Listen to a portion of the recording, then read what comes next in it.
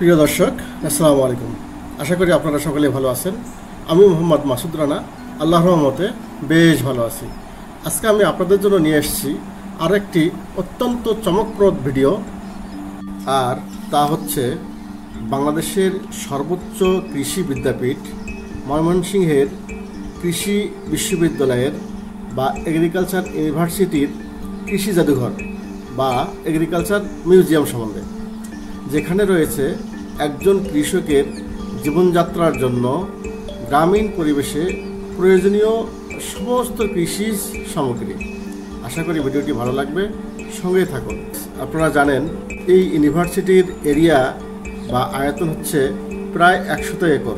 এই এরিয়ার ভিতরে রয়েছে অনেক কিছুই, যাহা একটিমাত্র ভিডিওতে তুলে ধরা প্রায় অসম্ভব।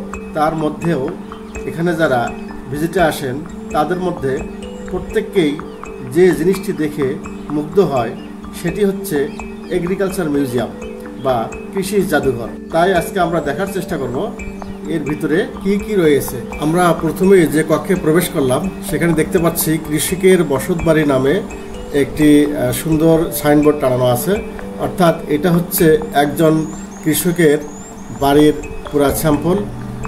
যেখানে প্রথমে আমরা দেখতে পাচ্ছি কিছু বাঁশ, যে বাঁশগুলোর নাম হচ্ছে রাজা বাঁশ। বাঁশগুলো এত মোটা, আমার দাদার জন্মেও আমি এত বড় মোটা বাঁশ কখনোই দেখি নেই। তারপরে নিচে দেখতে পাচ্ছি এক কৃষক ভাই গরু দিয়ে লাঙ্গল জল দিয়ে জমি চাষ করছে, মাথায় দিয়ে। পাশে দেখতে পাচ্ছি একটা কাকতারুয়া, যাহা কিনা জমির ফসল রক্ষা করার জন্য ব্যবহার করা হয়। এবং দেখতে পাচ্ছি একটা মুরগির ঘর, ভিতরে মুরগি বসে আছে সুন্দরভাবে। তারপর দেখতে পাচ্ছি কৃষক অনেকগুলো গরু একত্র করে ধান মাড়াই করছে, খুবই সুন্দর লাগছে দৃশ্যটি।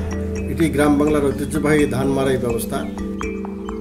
আরেকটু দূরে দেখতে পাচ্ছি একটি পলের পালা বা খেরের পালা, যেখানে গরু বাঁধা আছে, সুন্দরভাবে আপন মনে খের খাচ্ছে।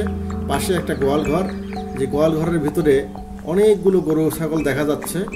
আমি দেখতে পাচ্ছি, আপনারা দেখতে পাচ্ছেন কিনা জানি না। এই গোয়াল ঘর, এটা গ্রাম বাংলার ঐতিহ্য কৃষকদের জন্য। তারপরে একটি গোলাঘর, যেখানে কৃষকরা সারা বছরের জন্য তাদের ক্ষেতের ধান পুঞ্জীভূত করে রাখে। সেখানে একটা মই দেখা যাচ্ছে, এই মই দিয়ে উঠে ভিতরে ধান রাখে। তারপরে আরেকটা ঘর দেখতে পাচ্ছি, যেটা কৃষকের থাকার ঘর, যেখানে তারা রাত্রেবেলা ঘুমায়। সেখানে একটা নতুন বউ দেখতে পাচ্ছি কৃষকের ঘরের দরজার সামনে, যে নতুন বউ মনের আবেগে বসে আছে, হয়তো কি জন্য চিন্তা করছে। তারপরে আমরা এদিকে আরও দেখতে পাচ্ছি এই উঠানের মধ্যে একটি পলো বা টোপার মধ্যে মুরগি ধরে রাখছে। তারপরে দেখতে পাচ্ছি কর্নারে, একদম কর্নারে একটি কূপের মধ্যে বালতিও টানানো আছে, যেটা কিনা গ্রাম বাংলার একটা অত্যন্ত সুন্দর মডেল।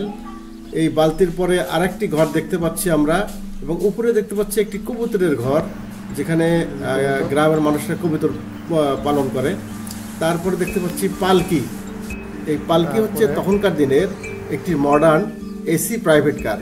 আমরা পাশে আরেকটি সুন্দর দোলনা দেখতে পাচ্ছি, যেখানে বাচ্চাদের দোল খাওয়ার জন্য বাঁশ দিয়ে তৈরি করা হয় গ্রামের বাড়িতে। পাশে আরও অনেক কিছু দেখতে পাচ্ছি, আমরা আসতেছি। এবং উপরে সৌন্দর্য বৃদ্ধির জন্য সুন্দর সুন্দর পোস্টারিংও দেখতে পাচ্ছি। তা আমরা এক সাইড থেকে শুরু করতে যাচ্ছি এই রুমের ভিতরে আরও কি কি রয়েছে। আমরা সুতা দেখতে পাচ্ছি কাপড় সেলানোর জন্য। তারপরে একটা বড় সিন্দুক দেখতে পাচ্ছি। তারপরে এখানে একটা কাপড় বোনার তাঁত যন্ত্র বা তাঁতের মেশিন দেখতে পাচ্ছি, এটা হচ্ছে কাপড় বোনার জন্য। পাশে একটা সরিষার তেল মাড়াই করার জন্য ঘানি দেখতে পাচ্ছি, বা গাছ যেটাকে বলা হয়, গরু দিয়ে তেল মাড়াই করে, এটা দেখলাম। তারপরে আরেকটি সিন্দুক দেখতে পাচ্ছি, এটা বড় সিন্দুক, এটার ভিতরে হয়তো অনেক টাকা পয়সা এখনো রয়ে গেছে। এই সমস্ত সিন্দুক সাধারণত গ্রামের জমিদার বাড়িগুলোতেই ব্যবহার করা হয়ে থাকতো। বর্তমানে ব্যাংক হওয়ার পরে এই সিন্দুকের ব্যবহার একেবারেই চোখে পড়ে না। আগে বড় বড় লোহার সিন্দুক ছিল, এখন ব্যাংকই হয়ে গেছে সবার জন্য, গরিব ধনী সবার জন্য সমান সংখ্যক সিন্দুক। তো আমরা এখন পাশের রুমটাতে প্রবেশ করব, দেখব সেখানে কি কি রয়েছে। তো দর্শক, আমাদের সঙ্গে থাকুন। আর ভিডিওটি যদি ভালো লাগে তবে সাবস্ক্রাইব করতে ভুলবেন না, একটি লাইক করে উৎসাহ দিতে ভুলবেন না এবং বন্ধুদের মাঝে শেয়ার করতে ভুলবেন না। আমরা প্রবেশ করলাম পাশের আরেকটি কক্ষে, যেখানে দেখতে পাচ্ছি কৃষকের বিভিন্ন সামগ্রী যেগুলো ব্যবহার করা হয়। তো আমরা উপর থেকে দেখানোর চেষ্টা করতেছি রুমটা কিভাবে সাজানো।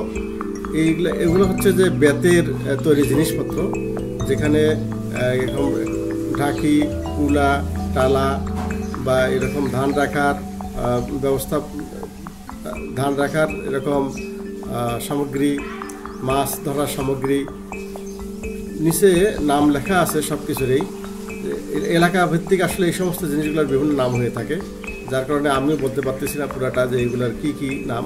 পাশে দেখতে পাচ্ছি আমরা উপরে এটাকে বলা হয় ঢুলি বা ডুলি, যেখানে ধান রাখা হয়।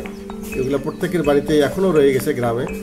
যারা গ্রামের সন্তান তারা দেখলেই বুঝতে পারবেন। আমরা দেখতে পাচ্ছি ডুলির পরে আমরা দেখতে পাচ্ছি শীতল পাটি, যে সমস্ত পাটিতে গরমের দিনে শুইলেই শরীরটা একদম জুড়িয়ে যায়, সেই শীতল পাটি দেখতে পাচ্ছি। নিচে দেখতে পাচ্ছি মাটির হাঁড়ি পাতিল, যেগুলো একসময় চলতো, এখন আর চলে না। হাঁড়ি পাতিলের পাশেই দেখতে পাচ্ছি একটা শিল এবং শিলপাটা। তারপরে হচ্ছে গ্রাম বাংলার ঐতিহ্যবাহী সেই বিলুপ্ত জাতা। আমরা আরও দেখতে পাচ্ছি তালাই, এবং উপরে দেখতে পাচ্ছি একদম ঐতিহ্যবাহী, একদম বিলুপ্ত মজার জিনিস সিকা, যে সিকা আগে ঘরে ঘরে থাকতো, যেখানে এইভাবেই হাঁড়ি পাতিল বেঁধে রাখা হতো।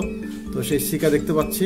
সিকার পাশে আরও কৃষকের বিভিন্ন সরঞ্জাম দেখতে পাচ্ছি, যেগুলো সচরাচর কাজে ব্যবহার করা হয়, বিভিন্ন ধরনের কৃষি সামগ্রীতে ব্যবহার করা হয়।